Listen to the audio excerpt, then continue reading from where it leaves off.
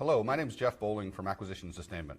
We're here for our third panel discussion discussing the progress we've made on implementation of the software acquisition and practices recommendations from the Defense Innovation Board.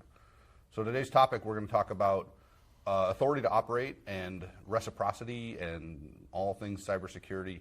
Our previous panels we had 5 people. Today we have 4, but what we lack in quantity, we more than make up for in quality. So I'll introduce my my panelists. So on my left is Mr. Leo Garciga. He's with the Chief Information Manager for Army G2, right? Okay, so I got that one right. I probably got to look at my notes more. I've done Leo for quite a while now. So next to me on my immediate right is Ms. Lonye Ford. She works in Air Force CIO's office as a chief advisor to the Chief Information Security Officer. Yes, sir. And then Chris Cleary is on the far right. He is the CISO, the Chief Information Security Officer for the Department of the Navy, and reports directly to the CIO there too. A couple of notable things I wanted to mention before we start. Leo was one of the first people ever to really create and get what we consider continuous ATO, which we'll talk about what that means in a minute, when he was at JIDO in DITRA, and we'll talk about that. And then Lonye was really the author, primary architect of the Air Force's fast track ATO process, which also has led to couple of continuous ATOs in the Air Force, which we'll talk again more about what that means, continuous ATO. So I wanted to start with, we surveyed the mailing list and got a bunch of questions in. So most of these questions, or all these questions, really come from practitioners and program offices and the things that are really barriers for them or roadblocks for them. So I wanted to start to talk a brief overview of what the current accreditation process looks like. And I don't want to torture people with this. We won't take too long, but I want just jump in when we do this. So I go to DAU and they have this cloud acquisition guidebook at DAU, and I read through. The first time I read through this, and I'm like, if I were a program manager, how do you navigate this landscape? So first you got to know the difference between a CISO and a CSP, right? Cloud service provider and cloud service offering, and they make note all over the place that they credit cloud service offerings, not cloud service providers, right? So one provider can have multiple offerings, and it's got to be FedRAMP, but no, that's not good enough for DoD. We need something called FedRAMP Plus, which is an additional set of controls, right? Then you got to have an approved BCAP. So what is that? Boundary Cloud Access Point, right? That's the connection between NIPR and the cloud, or the Gov Cloud. And you have to have a cybersecurity service provider, which I don't think many program offices actually have, right? There's a number of CSSPs that people use. And then, in order to start the process, you have to navigate Snap IT, EMAS, and some other things. So, to me, this is just really tough. So I want to dive in and say, I want to start with Lonye, actually. So knowing all that, what were your first thoughts when you got into that, thinking about how do I fast track this process for the Air Force? You know, this has been really an issue since the beginning of time, because what's happening is there has to be a balance between compliance, acquisition, and security. And in the past, everything has been so stovepipe that there's no kind of interconnection. So that's why you end up having all these different type of systems, also for reporting. But I would add that I think DOD is coming. We are attempting to move forward in that. I know that Mr. Greenwell just signed a provisional authorization that allows like IL2 level information to rest on FedRAMP approved cloud service offering without going through an additional approval process. So I think there's issues, but I also like to kind of focus on the positive and kind of where we're going. And I think we are going in the right direction. Chris, how long have you been at this? So all of 4 months. 4 months, okay. 4 months since the creation of the CIO office, correct, yes. So when you first came in, and I know from your background, you were aware of all of the accreditation policy and the pivot to RMF several years ago and that. So when you first came to the Navy, what are your thoughts on how do I help the Navy do this smarter and faster? So I think that the biggest component is a culture change. And I think having come into this job with the recreation of the Don CIO office and really the creation of the first ever CISO that reports to the Don CIO, also with a relationship to the Secretary as far as risk is concerned. One of the most interesting things I found on the first couple of days was all the pitchforks and torches out in front of my office with people complaining about the RMF process, the ATO process in the Navy. We've just kind of taken a round turn on high-risk escalation, so things that are looking for interim authority to operate because they have yet have more Cat 1 vulnerabilities, and we need to continue to authorize these systems to operate with the risks. So what we've come to the conclusion, particularly being charged by Rear Admiral White, Vice Admiral White, I'm sorry, the commander of Fleet Cyber, Aaron Weiss, my boss, the new CIO, Admiral Kohler, N2, N6, Lieutenant General Reynolds, C4I, we've all come to the conclusion that the RMF process has to be changed. It has to be modified. It has to make things easier for us. And I'm as a huge fan of what the Air Force has done. And to be honest with you, as we're on this process of discovery, trying to figure out how we're going to revamp the RMF process, I think we should just tuck in behind what the Air Force has done personally, because they've already done a lot of the heavy lifting, a lot of the hard work. Why can't the other services benefit from that? We shouldn't have to reinvent the wheel if there's a good process that we can all follow along with. Right. So that sort of gets at the core of some of the discussion here is honoring reciprocity and sort of accepting and trusting what the other services have done. Before we do that, I do want to talk about culture a little bit. I've been a big critic of the traditional information assurance community for a long time, and I've been outspoken about it. And so the pitchforks outside your office, I don't think I caused that, but I think it's just a natural reaction. So it's always been seen in the past that the accreditation community was, they only had one button on their keyboard, and it was no. No, right? I'm not going to say that. we're getting beyond that, though. We're definitely getting beyond that. And it's really about that culture of how do we get to yes? Every system has risk. We can't get rid of it all. We have to just know what it is and mitigate as much of it as we can. Put enough controls in place to mitigate as much as we can. So, and I'm really glad the accreditation community is getting to that point. I have to speak up for the accreditation community because I've grown in this community. I've been in this community before. Cybersecurity was sexy, and all of a sudden cybersecurity is sexy, and we're getting invited to panels, and there's a lot of integration. But in our community, we were really siloed because we didn't have a report up to the CIO. It was not like the PM office listened to cyber folks, right? Their focus is cost, schedule, and performance. Right, deliver capability. So, absolutely. So for such a long time, there was no support from a cybersecurity perspective, and we did work in silos, and we spoke only cybersecurity language. We talked controls, and we didn't learn how to communicate up to C-suite. We didn't learn how to focus on making risk-based decisions because we were just focusing on security. We were not integrated into the decision-making process. So you're right in what you're saying, but I think the difference is that now we're integrated into the overall community. Now we can assist the CISOs and the CIOs with making risk-based decisions. So I think that's the culture change for us as well. But you're right, we do have a lot of folks think that we're about exactly. Right? We have the Passover. I was in the community for a while, so I've interacted with several commercial side CISOs, and one of the things I think that was a pivot in commercial world a while ago was being able to speak in terms of business value and integrate with the program teams rather than be in this separate silo out on the side. And I will also just kind of remind everybody that Ms. Lord has really made cybersecurity one of the fourth pillar of acquisition, cost, schedule, performance, and security. Yes, that's the win. And so, and that's going to help integrate all of this. So let's talk a little about, I want to explore continuous ATO for a little bit, and then we'll want to talk reciprocity probably. Yes. So I'm going to go over to Leo as one of the architects of the first ever. Before you describe what you did over at JIDO, talk about from your view, what continuous ATO is. That instead of accrediting individual things. Yeah, so continuous ATO really is about assessing risk in real time, all the time, 24/7, right? Doesn't matter if you're on the network and operational, or if you're in the middle of the development cycle, but it's really being able to see your risk posture across the entire spectrum of life cycle of either a piece of software or a piece of kit that's getting deployed.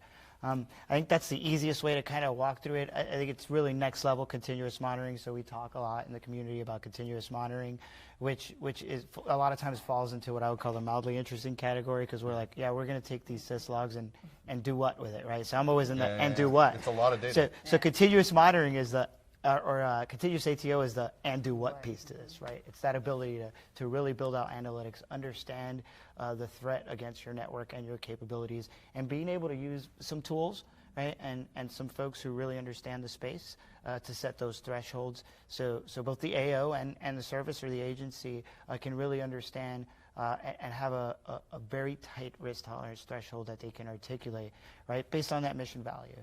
I think that's the big piece right there. As far as kind of getting to continuous ATO, so I love everything that's going on in the services right now. I think all the services are doing a great job at, and we use words like revamp and reform, but I want to take a step back from that, right, as a zealot on the NIST cybersecurity framework, also known as RMF for DoD. Zealot as in super supportive? I love it. Okay. I love I it. am right? too. So it's way better than DIACAP. That's right. It really is, because it talks about risk. I think we all talk about reforming and revamping RMF, and really what we should be talking about is appropriately implementing RMF. So I'll give you an example, and I've used this example a couple of times. When you start looking at some of the huge breaches that have happened out there in the commercial space, a lot of times people want to focus on, hey, we're just going to focus on these technical risks, and that's going to answer all our questions. But one of the largest breaches we had in this country, when you really dig into the report, it was lack of CM. It was the inability to have a coherent way to get a 0-day out to the larger community to patch. Are you talking Equifax? I am talking Equifax, right?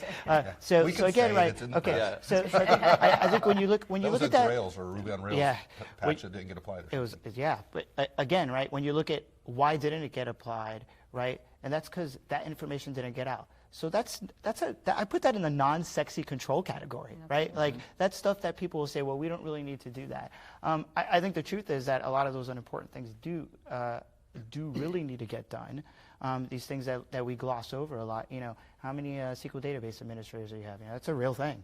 We need to know that for a million different reasons. So they're important to take. So we don't want to kind of push those to the side.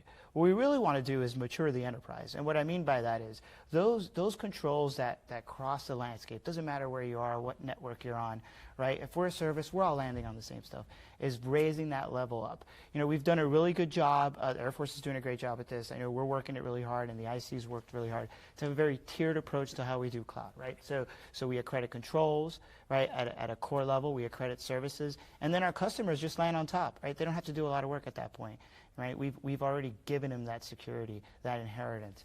We need to really transition that to the rest of our enclaves, which is a much bigger challenge and a huge cultural change, right? So I think that's one piece of it. When we start talking about really doing continuous ATO, you got to get that done first.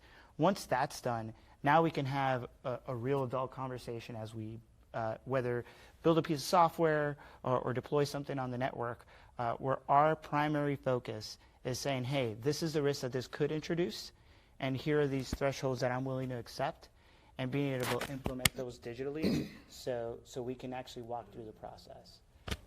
So I think that's the first piece of this. I dropped my mic. That's it. Yeah. Supposed to wait till the end before you do the mic drop. I just want to re-comment on the culture piece. And I think when we talk about our community, us, the people on the stage, the people that we work with every day, it's the definition of preaching to the choir. Our community gets it. The ones that are working ATOs, ones that are working the RMF process, they completely get it. It's the other 95% of our respective services that you have to carry this message to, because we talk about risk, and we were saying you're a submarine officer, right? Submarine officers, the biggest risk to a submarine officer is water.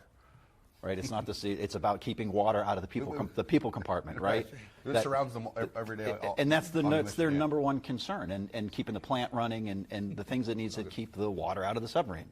When we go to a sea, as a surface warfare guy, fire and water, those are my two biggest concerns at sea. So how do I begin to articulate to the community the risks that they're facing from non-kinetic activity, the things that can maybe help an adversary put fire and or water onto that vessel through some sort of kinetic weapons system that's designed to do exactly that. And for that part, when the RMF process came around, when DICAP with NIST, I used to say when we build buildings, we had engineering standards because buildings used to fall over on themselves or in a heavy wind, so we're going to engineer them properly so they don't do that. That is kind of a static exercise. In the cyber world, our building changes every day. So how do we get into this process to get people to understand that, look at the configuration, the engineering of your quote-unquote building is continuously modifying. So there's new risks being introduced to it that you may not be aware of. We have a piece of paper, it's signed on day one, you've met all the requirements, you've checked all the boxes. Hey, I'm going to put this on the shelf, I'm not going to worry about it for 365 days. Right. Well, that's a real problem because on day two, somebody might have introduced a new piece of software into your environment that introduces a whole series of risks to your mission. Yeah, and how do I articulate to those outside the RMF community so they understand the importance of that as well? Yeah, so the building analogy only goes so far because Sure. we can actually, with software and with complex systems, especially when we start cloud hosting, we can add whole new towers to the building. That's right. That fast. Overnight, yeah, Yep. and that changes the whole Yep. landscape. So yeah, I want to try to summarize a little bit about sort of what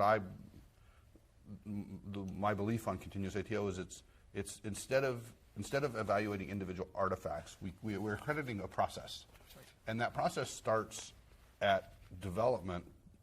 But the place sometimes I believe we fall down a lot is we've automated our tooling for development pretty well. We're finally getting there. Commercial world's helped us a lot there. Once we go into ops, the DevSecOps piece, once we get into ops, I think we have a ways to go instrumenting that running software, and then, like you said, making sense of all that telemetry data that's coming in. That's got to be included, like continuous risk posture. Yeah, and I think that's a piece where, I think Swap did a good job at laying out a lot of the pilots that are out there, and I think even the pilots would have told you that that's where most of us were challenged, right? And a lot of us were at that next step already and maturing that process. That's something we need to think about what that looks like at scale, right? And again, this is a huge cultural shift. So we have a lot of folks in our cybersecurity workforce that are very much still, as we reform RMF, are very much still in a compliance mindset. As you start shifting them, those roles are going to start shifting significantly, right? All of a sudden, we're talking about folks looking at, some scans from a tool and making a decision based on that. We're talking about the testing community validating a test based on telemetry data coming from a machine. Right? On the ops side, I think it's the same thing, right? How are we implementing those kind of SRE principles into how we operate the network today? And that shifts our network engineers, our sysadmins, right? But it also shifts our cybersecurity folks, where it's not anymore a nice little pie chart that maybe gets briefed once a week, right? It's real-time data on the status of the network. So it's definitely an area that I think most of the services are pushing pretty hard right now to mature in. But it does go back to that piece, right? It's take a lot of the stuff that's common across the board, really, and I'm going to say it because it's what it is. It's standardize it to a certain extent so folks can fall in, so we can focus on this risk piece and not the how are we going to stay in operations, right? I think that's that next kind of natural evolution to where we're going. But we got a ways to go, right? I think we're still very much learning on the what is DevSecOps, how does that, how do we really bring that to bear on top of our networks? And the other piece is how do we scale out those tools and that approach on a day-to-day basis moving forward? So it's one, controls are one thing, but one of the things that I think is, I don't know about new, but a really nice compliment that the Air Force has done is really an emphasis and a focus on red teaming and continuous red teaming and bug bounties. Can you talk a little about your experiences there and success there? Because that's something that traditionally we have red team systems, right? Yes. But usually only during like the operational test phase, and then we're like, yeah, here's a bunch of findings. Okay, go to war. Yes. You know what I mean? So talk about that. What you're doing with red team. And so, what has been happening is there has been a lot of complaints for the other 95%, right? That's not the cybersecurity professionals and the cybersecurity professionals that's saying, the RMF process really is too resource intensive and it's too cumbersome. Actually, I would have to agree with you that it's really about how we implement it, right? There might be it's how we implement it. It is a framework, right? And so I think what the Air Force has done is really, we have leadership that is really leaning forward in this perspective. They're really okay with taking risk and letting us try new things. And I would say from a cybersecurity perspective, they allow us to color outside the box, and we haven't done that before. And so in March of 19, the SECAF and DCIO signed a memo that allowed different pathways to be used in the Air Force to get after RMF. One of those pathways was fast track, and there is some work in a continuous ATO perspective. So what we're seeing from fast track is we're taking a real focus away from like compliance. And when I say that, it can't just be a checklist, check box type of process. But there is some goodness in compliance, right? So there really is a balance, right? So there is. I'm not saying compliance is security, but there are certain things that, from a compliance perspective, that we need to know and need to have visibility to make these decisions, right? And so, but we're taking a heavy lift of compliance, and really, even when I hear people say kind of RMF and the paperwork, so much paperwork, a lot of this paperwork should be created during your system development life cycle, not necessarily a cybersecurity requirement, right? So anyway.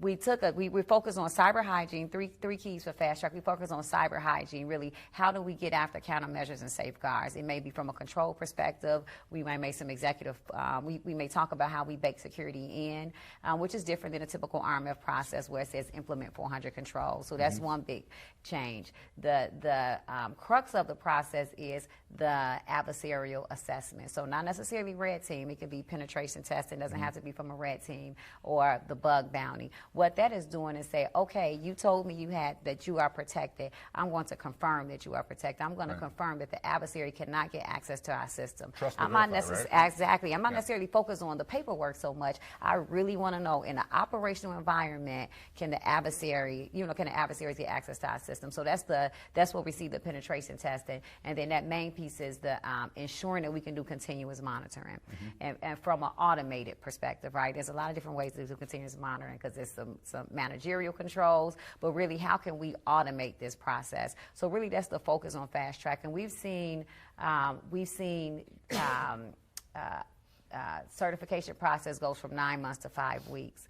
In a continuous ATO perspective, when you couple those together, we've seen those happen in a matter of weeks. So I think what it does, and from a fast track perspective, again, it's allowing us to color outside the lines, but you can use pieces and parts of that, right? You can use you don't necessarily have to do the entire fast track process. Use the penetration test and find out what your core controls are that you need to protect. Use the penetration test to confirm that, right? And then if you use that, you can really kind of couple that with your acquisition life cycle. If there's something that needs to be delivered quickly and rapidly, that's a way to get after that, right? And so that's and the Air Force is really leaning forward and continuous ATO as well. And I want to kind of piggyback. I think what all of us really know to be the truth is the cultural change. That's really what it is. Even from a continuous ATO, what they're doing in the Air Force for Kessel Run, the culture shift is in that space, right? First, there's something sexy, we works building, and so you have young airmen and you sit next to colonels, right? You have the user community, a constant flow of this is what the user wants to see in their software. You have the acquisition community there. So that's kind of forcing that communication between, breaking down those silos. Right. And I think that's what we're seeing as a benefit here. You said something really important that I think for the larger audience. Everything she said was But I get super excited about some stuff. So on the implementation side, right, I think it's a thread that some of us who've been in this space and kind of move the ball, we skip over and we gloss over. A lot of this core stuff, right? So baking in that security, leveraging the telemetry data to be your new compliance paperwork, right? That's the big culture shift. All of a sudden, there's not some piece of paper with a checklist, right? Sometimes it's a yes or no thing that happens digitally, and it's green, and you just move on to the next thing. I think that's a big piece that's foundational that we do have to stress that we got to move there as fast as we can, right? Because getting there is what gives you all the lift to free up those resources to start talking about really looking at risk. Yeah, and I just want to add one thing before we move on. But I think what makes it, that is where we kind of find that issue with reciprocity that I'm seeing from a fast track perspective. Yes, you can move fast and we'll let you do this penetration testing, but now when I go to an agency to say, hey, can you accept my ATO? Okay, show me something. Show me your documentation. What did you do? Oh, I did this innovative approach and I use penetration testing. Okay. You know, everyone is not going to accept that. So you're going to see, so that's where it really has to be a balance. Even from, we talk about innovation and moving forward, but it has to be a balance. There's some goodness in our old process, right? But striking that balance on what that is important. So before we move to reciprocity, I know I keep saying we're going to get there. I want to throw another, I want to bring another point out that you talked about the Air Force leadership is really leaning forward. Yes. An example I want to point out is, it's a specific thing that I applaud leadership for doing, and this is a cultural thing too. There's not just culture at the worker level, right? There's culture at the leadership level, and it's that the culture at the leadership level that lets us sort of make mistakes a little bit, but they have our back because they trust in what we're doing. So there was a security, this is a concrete example, there was a security incident at one of the development environments in the Air Force. The news got back to the Pentagon, and the typical Pentagon reaction started to happen. Oh my God, we're doing it the wrong way, all this newfangled thing. We knew it was going to fail. Very, very quickly, though, Air Force leadership jumped in and said, no, we're fine, because that incident happened, but they responded and fixed it in literally like 60 seconds. So they were able to detect it and fix it in literally like 60 seconds. So that was the real important part, and I think leadership recognizing that was the important component of that incident, not that something happened, because things are going to happen all the time. Our adversaries are really good. Exactly, really good. Okay, so I want to talk about, we'll pivot a little bit to reciprocity and see how far we go here. I'll go over to Chris first. So, sorry. It's traditionally, I mean, the policy has been to encourage reciprocity of accreditation for several years now. I think I don't remember the date of the last CIO memo I read that had this in there, but we still don't do it. It's like a trust thing. So talk to me about the Navy's perspective and approach here. Sure, we keep running into they and them, and who are they and them, right? I'll give you them or us. It's us, right? We've met the adversary. It's us. Yeah. As an example, so I just came back in from industry, been here a couple months, and it's funny. I won't name the vendor or the person, but it was interesting when I got a phone call saying, "Hey, the Navy's trying to do X with our software. The Air Force is using it right now. Why can't the Navy use it?" And I said, "That's a great question. I don't know why the Navy's saying it." So we were on this process of discovery of them trying to figure out where is this held up within the Navy's channels. And why can't we just take the work that the Air Force had done to validate that this vendor was a good piece of security software and they're using it effectively in their environment and blah, blah, blah. And you keep running into they and them. Well, where is the person? Where is the thing? Where is this thing hung up? Now, there's a resource problem to this, undoubtedly, right? The RMF process, it's big, it's laborious as it exists. It typically hundreds of controls. What you find in some instances, it's Bob in his desk with 500 of these things sitting. He's this single point of failure, and he's got to get through these 500 documents. I know that guy. He sits at the BARC Center. And he's out. He's sick a lot, right? And sometimes he's not at his desk. Yeah. But where are those choke points? And if there are choke points that are just administrative in nature, how do we either put resources through there to try to open it up a little bit, or lower the level of requirements, particularly if somebody's done all the work? Don't reinvent the wheel. Take what the Air Force has done, look at it, put Navy on it, and send it through the system. We've already invested the time and the money, more importantly, to do this. There has to be a trust relationship because, and I'll just end it with what the Navy's trying to do. We're in the process of modernizing our networks. We know that in doing so, there's going to be lots of net new technology that comes to the board. And if every single thing that we want to enact takes 18 months to roll out, by the time we've rolled this out, it's time to modernize all over again because we're not taking advantages of the new technology we want to get access to. So I see part of my job as the CISO is to the way that the CIO office is set up and the way that we're working with other organizations with the Navy is to help clear the road. What can I do It takes a lot of the administrative burden off of you to ensure that the technology, the integration, the implementation, the whatever it is, can get to, my boss likes to say, we tend to do things on a glacier calendar, right? We have to think of how we can execute things in days and weeks, not months and quarters and unfortunately years at some point. And we should stop accepting answers like, you must submit this package 180 days before you want to go live. You know what I mean? We gotta stop accepting that kind of policy. Particularly when it comes to, well, a lot of the pitchforks that I get coming to me are for interim authority to operate or interim authority to test. I'm just simply trying to test this piece of software. Why do I have to go through a lot of the similar hurdles when it's only going to be in the environment for 30 days? And I think there's something to this, right? So when we talk reciprocity, this conversation starts on ATO. So I'll give you the first challenge that I've been watching kind of emerge over the last couple of years. So pieces of software are great, right? It's a risk assessment. So, I mean, that's what it is. And I'm going to be honest with you. We all have a great workforce who understands this space, right? We've got a lot of SMEs on board across DoD and the IC. And if you did a risk assessment, it's done. It's been done, right? So I should accept that risk assessment wholeheartedly. And that really is a change in the way we think about it. So that's just a piece of software, right? Nowhere in there did I say ATO, right? This is like common sense here. And what's happening right now is a little bit of a lack of standardization around that. I just had someone come up to me the other day and say, hey, we need to get an ATO for this piece of software. I'm like, it's a COTS piece of software. We just need to do a risk assessment. And they kind of looked at me and they're like, no, we need an ATO. This is the way it's done. I'm like, no. Right? So some of this is getting that across the board. As far as like ATO systems and things like that, I'm going to tell you, my philosophy in this space has kind of been the same. I know Jeff's heard me say this a million times, right? I cannot be as arrogant to think that my guys are better than your guys and gals, right? That's not real. And if it's been done, and that really is, it's not just a risk thing, right? And this is the one that really gets me. It is a business decision, right? So if I'm not willing to take what really hardworking, smart people did in the Navy and give that reciprocity, we just paid twice for that. Right.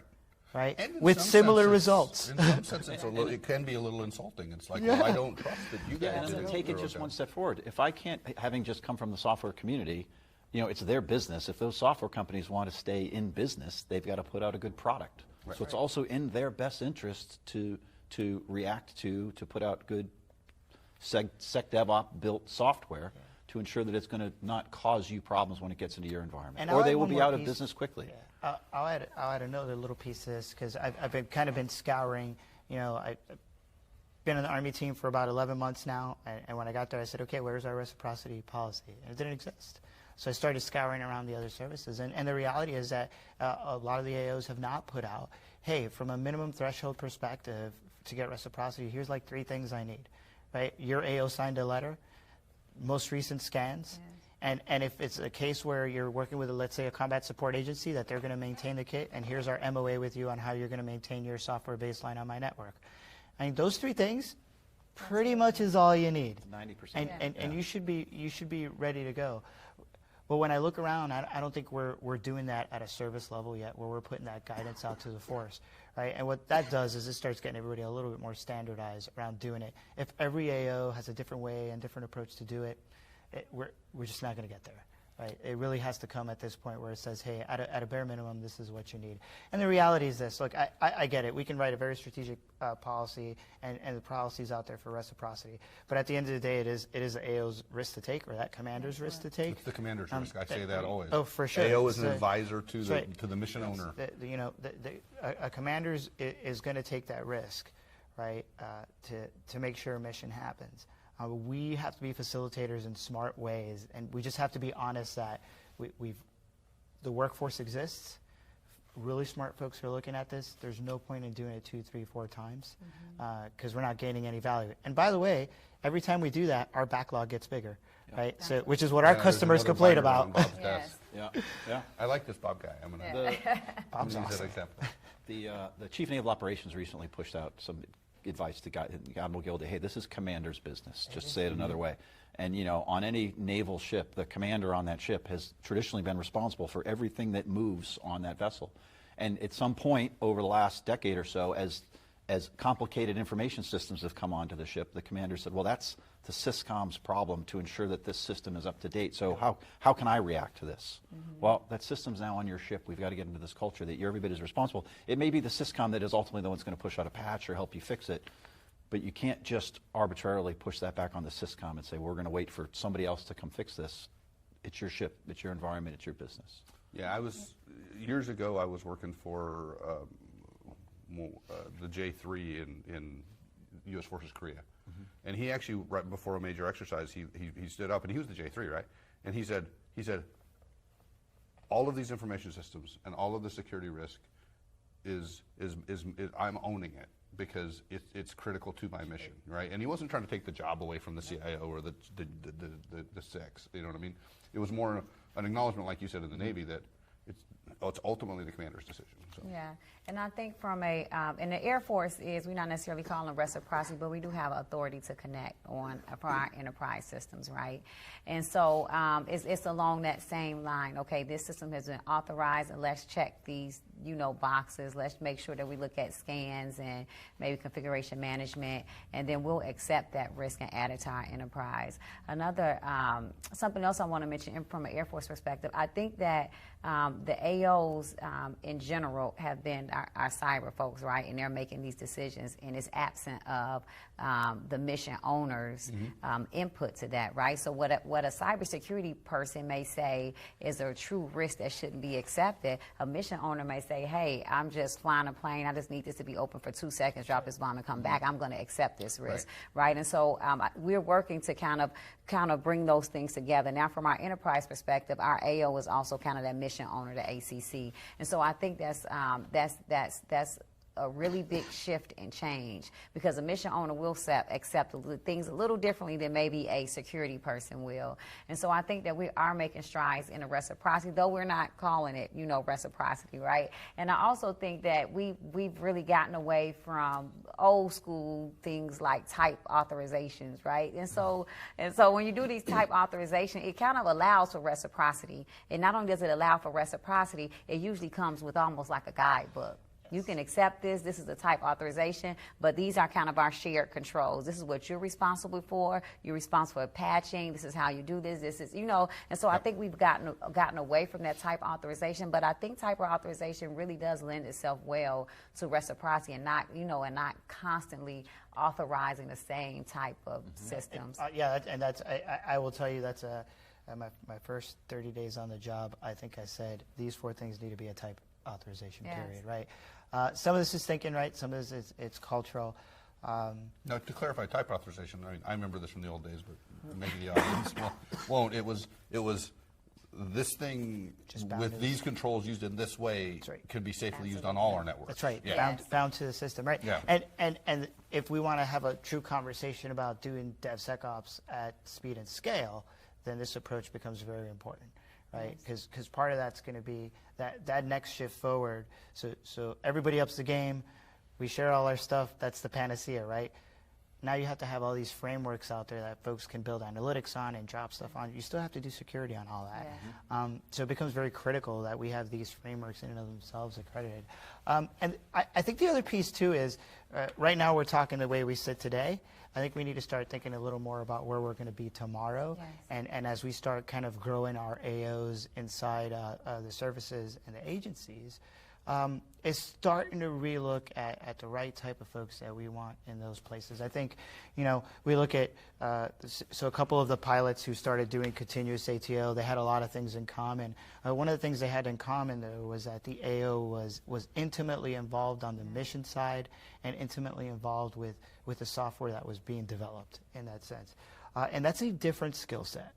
Right, so it's not just shifting our cybersecurity workforce; it's shifting our AOs too to start moving in that direction. So I gotta interject because this was a conversation we've had. But I want to share is sure. When you were at JIDO, you were the CTO at JIDO. Yep. You were responsible for delivery of software capability for mission. That's right. But then you also became your own AO. Yes. And a lot of people are like, wait a minute, that's a conflict of interest. And I actually argue, No, that's the perfect placement of responsibility to say you're responsible for software delivered for mission, which means you're also responsible to make sure that stuff works and isn't taken down by an adversary action. So that, I mean, That's right. It's really putting the accountability and responsibility in the right place, I think. That's right. No, I know we've had this conversation at length, and we've looked at 5,000 and every regulation out there that says that, yes, you can do that. Yeah, I mean, that's where we need to be. We need to start moving in that direction. I know that scares a lot of folks, and they're like, well, that decentralizes everything I said. But does it really? Right? If you're using the right tools and that telemetry data becomes available, then in fact you've not centralized it. You've actually democratized it to the rest of the enterprise, right? And not just your service or your agency, but DoD by making that data available, right? So there's more than enough checks and balances if you do have an AO that's maybe a little too liberal or way too liberal. But I think that's right. I think getting the AO as close to the fight as you can. And to the mission owner, look, and those are core principles of Agile, right? And we talk about going in that direction, but part of going in that direction is integrating that workforce in a smart way to accomplish the mission. So I think that's a really big piece of this, right? Is thinking through what does that look like? Because right now we're just talking cybersecurity, right? I see that role expanding over the next several years a little bit broader, right? So we start talking now algorithmic work that's happening out there, right? So Jake stands up. They're building a bunch of algorithms, right? Someone's got to QA/QC that. Who's going to be looking at the telemetry data for what the enemy's doing against that, right? I'm pretty sure that's going to fall on cybersecurity's shoulders. Right. So, Like, how do you start building that now? Yeah, I mean, we got to be careful not to go way too off topic, but there's some of the attacks of the future are going to be adversarial. The adversaries will attack our AI and our learning algorithms with malformed data. So it'll be a data attack that's different than your typical buffer overflow or SQL injection, right? It's going to, it's a very different. It's basically getting to, military deception, information operations. Same thing we did with humans. Now they're doing it to our algorithms. Right. So what do our AOs look like in that environment, right? That's a fundamentally different environment than what we're used to right now. Scanning and protecting the data streams, hitting our sensors. Yeah. So. And that gets back into the philosophy, and I'm just going to follow kind of on what you just said, is the, not to go too far down a rabbit hole, but when we look at any one of our traditional military platforms, they've got one design characteristic in common, which is the adversary wants to sink it, blow it up, or, put it at the bottom, knock it out of the sky. Yeah. So they're built differently. They're built knowing the adversary has some intent of wanting to defeat that kinetically, mostly, and up to this date, mostly has been to some sort of kinetic defeat. You begin to non-kinetic defeat into this, it opens up the aperture even further.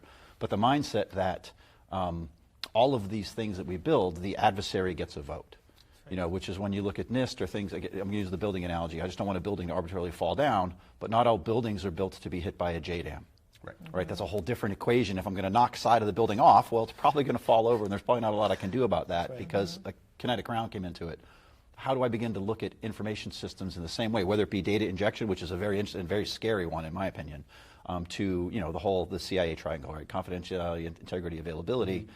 Strangely enough, I had an interesting conversation with Microsoft, and they were talking about the way that they're doing their cloud, and I was scratching my head saying that the availability thing, almost depending on where you're at, shy of being on a ship at sea, if you have connection to the internet, you might always have availability of your data because they can replicate it. Maybe I'm not worried about the availability problem, but I still always have to be worried about the integrity and the confidentiality of the information. I don't know if anybody can help me completely solve that problem. Can we talk about what we are doing great on reciprocity, though? Let's do that. So I think a couple of really good places that I get really excited about. So I think this has done a really good job with their BDP platform, right? So getting a platform out there that the services can use, right? They get their own twist on it. Wait, BDP is? Big data platform. Okay. So we got to cybersecurity. So they've done a really good job at getting that out, and I think the services have been very welcoming of that. I know most of the cyber folks within the services have said, hey, yeah, this makes sense. They, this is their image. They're giving it to us. We got you. We'll deploy it on our networks. So that's a good example. I think the other good example is what we're trying to do right now at the bigger level. So that whole DSOP effort, right? So being able to go out there and build ready-to-go containers that have been vetted across a slew of different images and capabilities, I think it just makes sense. Right. Yeah. So I want to give a little background first. Okay. And we'll continue. The DSOP is the defense-wide DevSecOps enterprise reference design is where it started, and then the Air Force has been leading out with their chief software officer, building a pipeline to secure containers and a bunch of pre-secured containers and a repository of those security containers. So we're trying to say these things. Here's the controls that were put against them. Here's the mitigations that we put in. Here's the other things that we weren't able to mitigate so well, which that goes on SIPRNet. You can now use this in your risk calculation to decide if you want to use this thing. Yeah. So, and that's great, right? That's what we've been missing this whole time. So when we had this conversation about reciprocity, it's still always been stovepiped across all the services and agencies. This is the first time where we've made a concerted effort to almost unstovepipe that and get some of the core stuff that we're using at an enterprise level. Every service, every agency, everybody's using it, right? Let's get that so we know what our footprint looks like. I think that's kind of a no-brainer. Having that available is really going to ease some of the burden on reciprocity, I think, moving forward, just because, hey, that's work I'm not doing now, right? And it's ready to go and it's getting maintained. So I think there's some good news stories out there. I think there's a big move afoot on folks that are providing capability, especially capability coming from the combat support agencies into the services. I think you're seeing a lot of good work there where the services are giving quite a bit of reciprocity to those efforts, especially those from the IC, because it just makes sense. Right? It's the right thing to do. We probably need to get a little bit better at doing it across the spectrum now, which is that next step. And again, that's a cultural shift more than anything else. And I think what we're seeing now, to that point, is now we're seeing these. I know there was just a Sec DevOps type of design guidebook that just came out from DoD, and what you're seeing now is that outline of code. This is what we think a CI/CD pipeline looks like. This is what the software factory. These are the workflows and the process. And once you see that, and I want to highlight again the culture. And even in that design book, you'll see a very emphasis on culture. Processes. It's not just about the technology and the tools, right? How we integrate the customers. We also start talking about different ways to authorize. At what levels does an AO get involved? What different type of AOs do we have? And there are some, and there's some goodness in having AOs kind of closer to the fight, especially when you're authorizing a software factory. And so we're seeing those. I think that standardization, which is going to help us from a reciprocity perspective. And internal to the Air Force, again, we've seen, most folks have heard of what we're doing from a Kessel Run perspective. We've had the same software factory, Space Camp. We've done something, Level Up, and in the business one. And so we are, but we're still having some, we need to standardize those things now, right? So using that platform, even from a Kessel One perspective, where do we want to push our folks to? We want, from a computing perspective, we want them to be, let's focus on Cloud One. Right, not only from a reciprocity perspective, it also gives us kind of scalability and use of shared resources. So even from a business perspective, it's a good deal. And the same thing with Platform One, right? Let's push that from a dev, Sec DevOps perspective, that and Kessel Run. So that's kind of how internally how we're starting to do more standardization. So I think there is really some goodness. It's not easy, right? This, I would have to say, goes into the hard bucket, right? And I think what you said before, it's not a them and how are they standardizing. It's we. It really is a cultural thing. How are we standardizing as a force across the agencies? And I think that what we're also seeing is these shared conversations. At different levels between different agencies. I've noticed DoD lately, we've been bringing in folks from industry. Which is a major shift for DoD. Typically, our DoD leadership have been in DoD. So I think the goodness of having folks from industry come in and say, this is what we did at JIDO, this is what we did in the industry, this is how it's going to work in DoD, really helps us to move this thing forward. And the majority of the folks coming from industry, they're thinking of business case, right? And they're thinking fast, right? Because they're thinking about customers, and we hadn't necessarily thought in that manner before. So I think it's pushing us to move faster, to be standardized. And so I think there's a lot of goodness from a cultural perspective, especially from a leadership. So let's go branch that way a little bit with the discussion. I don't know that we're answering many of the questions that I got, but I think it's a good discussion. It is related. You talked about speed. The commercial industry really is about time to market, minimizing lost opportunity cost. Speed. Dr. Roper had that pretty notable memo about celerity, which is apparently the Latin word for speed. Okay. Which I learned something new when I read most of his memos.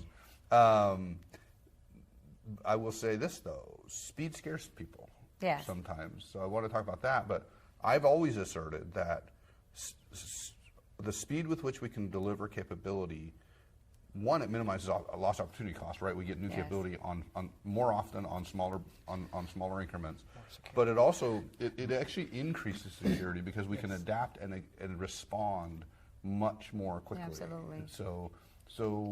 And I think not only that, I think the speed is going to, we have a lot of, we talk about DevSecOps, I think we talk about all the sexy things and innovation, but the 90% of our system are big, clunky legacy, system. It really is. So the speed in which that we can move to the cloud, the speed in which we can innovate is that's going to speed us kind of getting rid of those legacy systems that's probably inherently more insecure.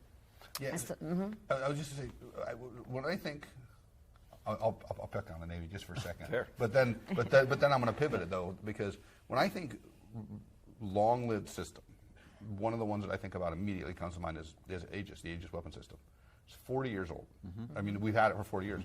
It's still, but it's been under continuous engineering, continuous modernization for all those years. It is still preeminent system. It's I was going to use a bad word there for a second. Yeah, it's still the most capable, amazing radar and weapon system to do what it does in the world. And so, and granted, there are still code in there in that code base, in that shared code base that I don't know is 40 years old, but it's over 30, right? Sure. And I think that's the I don't know we're ever going to get out of that need to continuously modernize existing platforms, right?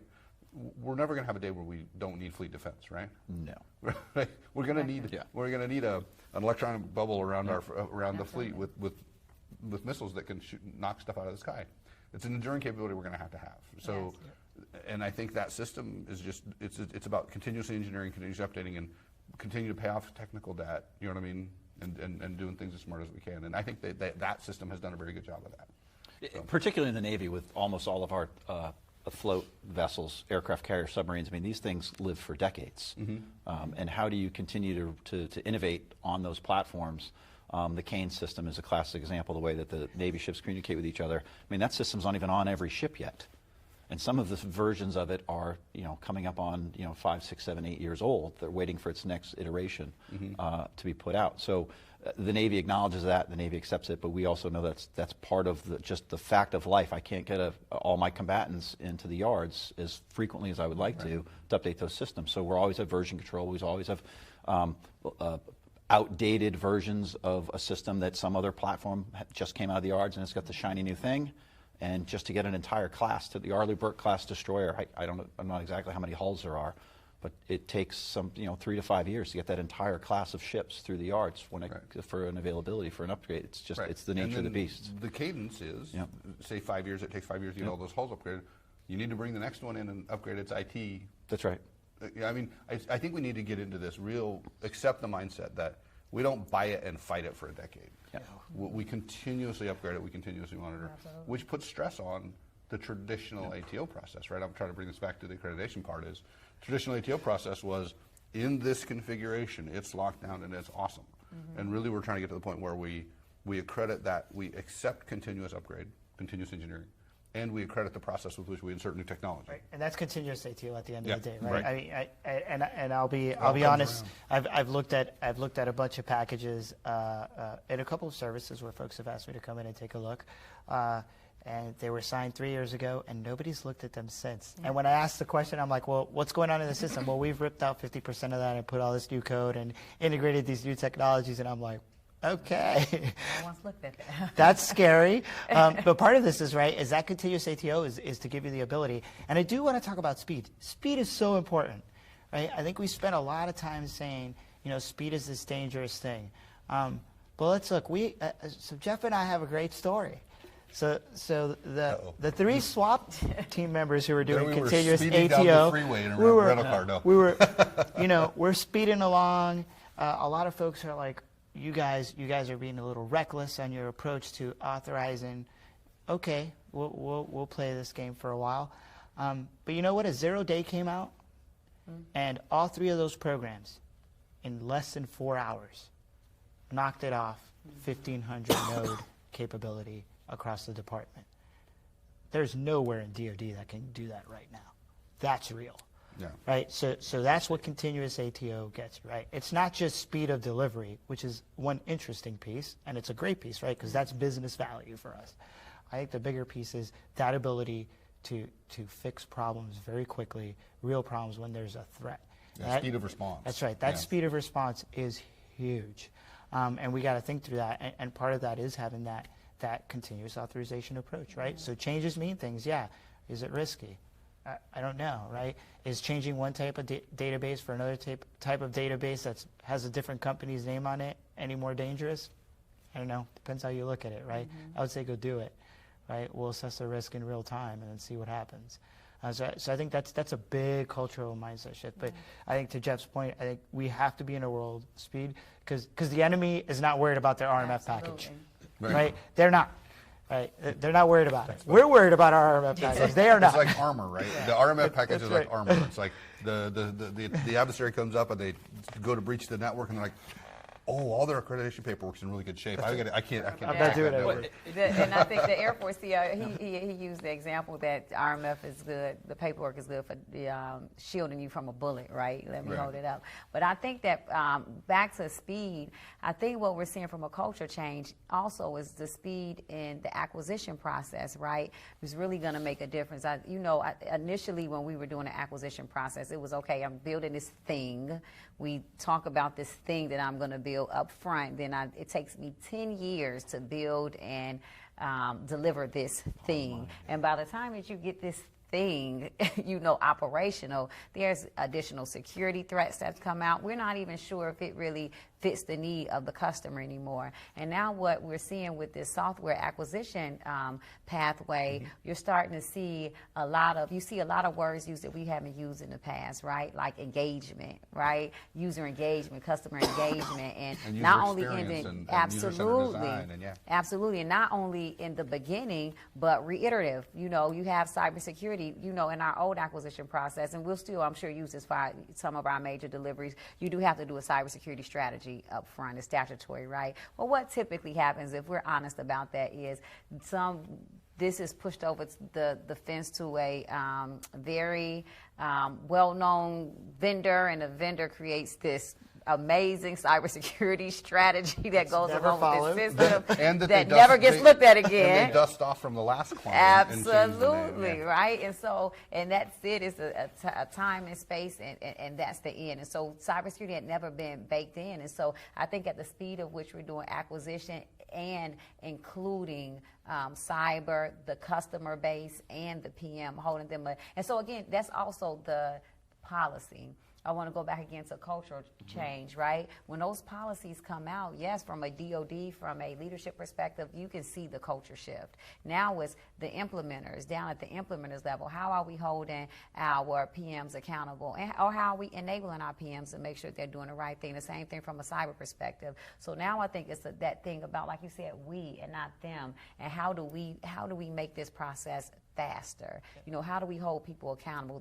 But that's a we discussion. The shift left, right? It's the shift left of security. So to do DevSecOps, to do continuous authorization, that shift left has to happen, right? Because the only way to do that is before code is written, before any kit goes out there. You are making those security decisions, right? Yeah. So you're not getting that right now. Like, those are being made up front. So that shift left, I think same thing with testing, right? That whole piece of shifting left. It's a huge cultural shift.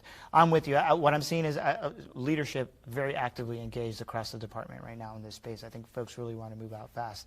The next piece is really how do we get that strategic messaging out and maybe kind of increase the number of pilots that are out there at the operational level, because what we're seeing is there's still a challenge on getting the implementers, right? So folks who are doing this on a day-to-day to do that rapid shift, and that's the next kind of big leg of these efforts. I agree, and just to add one thing, so when the fast track ATO process first came out, and it had been out for months, and I remember Mr. Marion going out and speaking, and he said, how many people out here have adopted the process? Or even heard of it. What process? Yeah.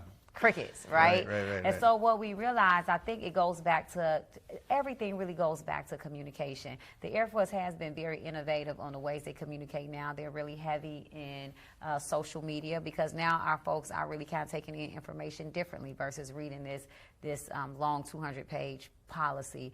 But Well, they're watching videos, and so exactly. Like this. This is literally this part is of, a part of this it. is part of getting the word out Exactly. for the SWOT study. Yeah. But I also think that we have to find a way to communicate in a way that everyone understands. And so what I mean about that is, our leadership, we get up and we talk about, kind of being agile and moving faster and being innovative. And then when it gets down to that airman sitting out in right pass, like, okay, what do you mean by that? Okay, you gave me this memo to do fast tracking and use penetration tests, but what does that mean? How do I still need to focus on controls. I still have to use EMAS. There's not a new workflow in EMAS, so it's not as easy as it sounds. And it really goes back to, you have to have some form of line of communication. That's why I really like the NIST frameworks and the CSF, right? It helps us communicate from a C-suite to an implementer. So if you hear me discuss fast track even here, you won't hear me mention probably controls. You'll hear me say something like cyber hygiene. If you hear me discuss this at the implementer's level, totally different conversation. Right. And that's where automation comes from. We can make it quicker, but let me tell you how this penetration test and what controls it answers. It answers in a different, unique way, but this is how it answers that. And this is how we address these controls in EMAS, though you just went through a pen test. Now, leadership doesn't necessarily want to hear that, but it is very difficult for our implementers to implement all these innovative activities if we don't do that crosswalk for them or assist them in doing that. And Jeff, I think that's that next logical step of the entire swap effort is now that we put out a lot of guidance is how are we tracking that implementation plan, right? How's this getting implemented? How's it getting pushed out to the force? And where are we starting to see bubble up? Because I'm with you, that's the biggest thing we're seeing. There's a lot of policy that we're signing at a strategic level and even at an operational level, which isn't filtering to folks that are working the problem set day to day. And that's where we're gonna have to start spending some significant time and effort. Because I'm with you. I just had a warrant tell me the other day, that's awesome. I would love to do that. That's not the workflow in EMAS. I'm like, well, change the workflow. Exactly. I didn't understand the process. Exactly. He's like, that could take 6 months. I was like, what? You should be able to just do that. So there's those challenges still out there, and communicating it and figuring out where those bottlenecks are on the implementation side. I think is going to be really, really huge for us to really get the ball moving. So based on the questions that I collated, we do have to talk a little bit about. Right, to wrap things up is we have to talk about, I think a lot of the discussions we've had is talking about building software, whether it's our industrial-based partners or government people building software. Sure. There's a whole bunch of, we actually almost all acquisition policy, the FAR and the DFAR are like, if you can buy and not build, buy, right? So let's have a brief discussion about COTS software, because I actually believe there's a lot of urban legends out there that persist that, well, you can't do that. Why? Well, somebody told me I couldn't do it. I'm like, show me why I can't do that. And so, and these are actually, so I don't know the answer to some of these questions, and maybe we'll have to say, go figure it out. but so COTS software, one of the questions I got is, why isn't the management and distribution of commercial software centralized? That's a great question. So, right. Well, go ahead. Yeah, I'll take the first stab at this. Yeah. There's a current effort going on to standardize our baseline for endpoint security. I'm a big fan of that from the construct of, look, if you as Cybercom and DISA and OSD want to get together, evaluate a bunch of technology stack and say this is what we'd like to focus in on, 1,000% agree with that strategy.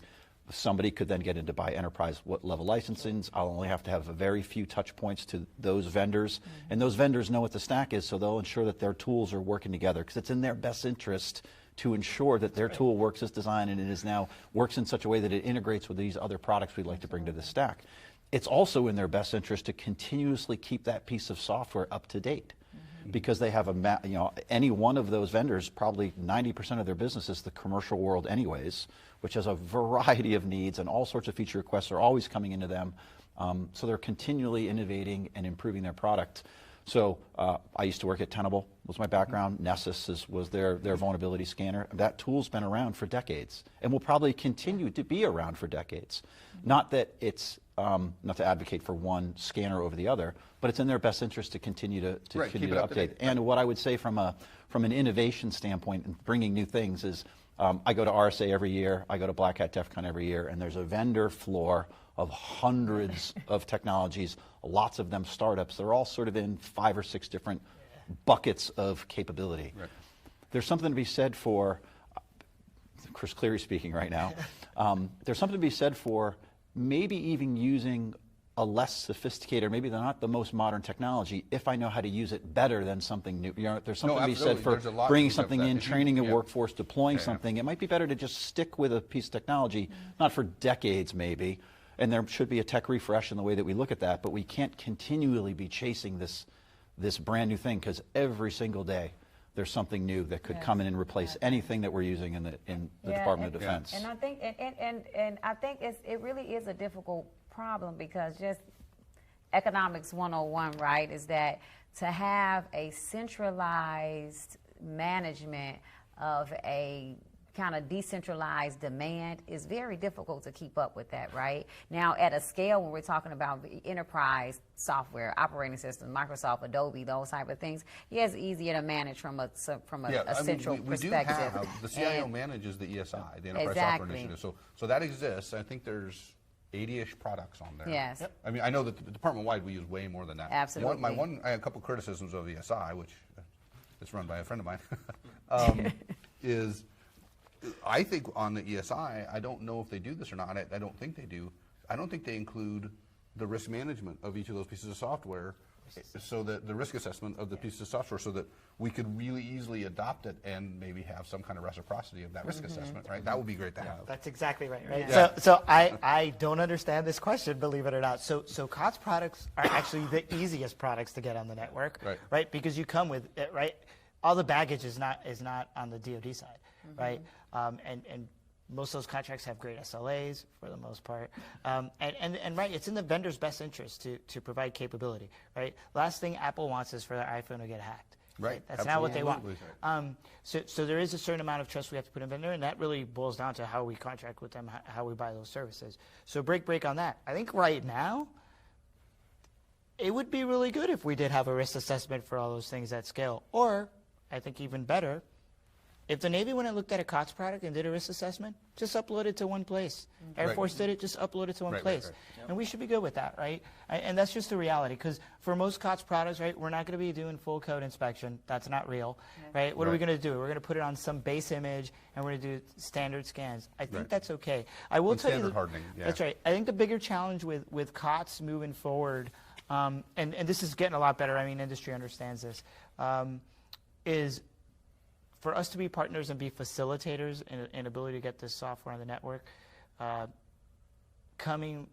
understanding what our base images look like is very helpful, right? So there's a lot of times where vendors come in, they're like, hey, we're using this like 2 version behind or 2 version ahead open source baseline image, which in DoD, we haven't hardened that. It's something that we're not really putting on the network anyways. We need to do a lot better job of making those images available to the COTS vendors, so they can build their stuff on top of that, and it makes sense to them from a business perspective to get so in. one of the It's a huge piece.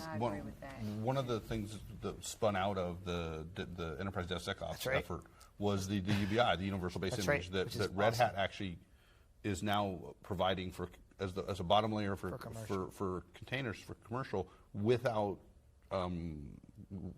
licensing compromise. That's right. So it's actually really, I think it's huge for the whole community, actually. Yeah, and I think that's a place that we have to continue to drive and be out in front, right? Because that's a great. If you give folks a landing pad to land on, industry's going to land on it, right? They're going to find a way to do it and kind of make it mutually beneficial. So, but again, right? I love that question, because I think COTS is actually our easiest space. Right. It's just then it's a communication and education. That's thing, right. Most definitely. To make sure that AOs know, program managers know, that this doesn't have to be so hard. Yes, and I think that goes back to, I want to say culture again, but I smile because the benefit of having our leadership, some leadership that comes from industry, really changes the thought process. In the DoD, we're so accustomed to GOTS, and this makes us more secure, and it's difficult to go to industry, but once you have folks from industry say, hey, actually, guys, this isn't that difficult. Yeah, because we're special, always.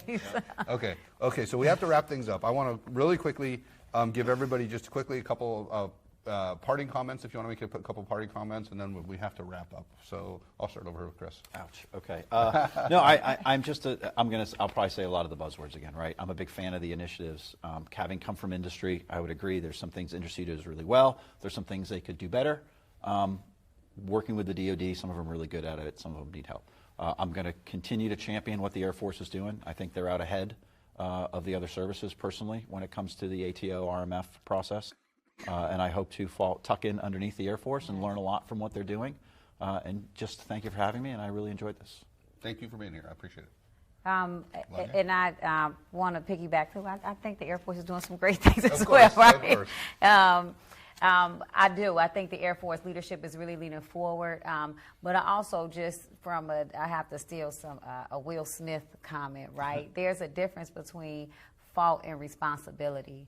And so I think even as I listen to these questions, is how is DOD going to change this? How are they going to fix this, right? Wherever the fault is done. Now we have to take responsibility and move in this thing for all of these initiatives, whether we're talking about innovation, speed. It is our responsibility as a force, the cyber force, the user force, the acquisition community, and you're seeing that that community come together. So I'm very excited and proud to see the introduction to a lot of industry partners, to seeing us using social media more often, to seeing this communication with what we're doing now with these different panels. And you have a contract, you have SES that you have. That is a big change from where we are. So I think that we're really moving in the right direction. I'm actually excited about where we're going. I'm a huge optimist usually also, so you sound really optimistic, which is good. Yeah. That's refreshing. Leo's an optimist usually too. I am. I'm excited. So I've been, I think Jeff and I have almost been on this journey together for the last 18, 24 months. Yeah, almost 2 years now. Almost 2 years. I cannot say how much progress I've seen, right? From like the first conversations where we were just trying to convince someone that DevSecOps should be the way we should do business. Right? Actually, it started with, what is that word you just used? That's right. I think that was the first conversation. I mean, that's part of this. Word? So I'm really excited. We've done a really good job of getting all the enablers around involved, right? Really working with the acquisition community, the contracts folks, right? The folks in the comptroller's office, really at scale trying to get some initial guidance out. I think this next step is the one that I'm really excited about. I see all the services getting all on board. I know the Army is really pushing really hard within their modernization efforts, right? To bring all this stuff that we've learned to bear. So I'm excited. I think we're going to be in a good spot in the next couple of years. I think we're moving a lot faster than the departments used to. Have already made progress, and then I That's think right. we're maybe, dare I say, we're accelerating. I think we are accelerating, right? I think that momentum is we're going up on the hockey stick curve right now. Cool. So I'm excited about where we're going. I think the future is bright in this space, and I'm glad to see too that the one thing that has come out of a lot of these efforts is we're finally starting to break some really important silos down, right? Cybersecurity is all about how do I get to yes. A lot of folks are moving in that direction. The acquisition community has started to really accept us as part of the team, and more important than that, and I think what everybody misses in all this, as we really started putting out some of these new initiatives, the functionals, right? So the warfighters now gotten engaged in the process. Yeah. That's huge. Historically, Actually, that's huge. they've not been. So a huge voice in that process. Yeah, so I'll wrap this up. The demand signal is clear over the last few years. The warfighter wants their capability faster. Yes. They want it on smaller increments. They want it more often. They want to be able to respond to adversaries.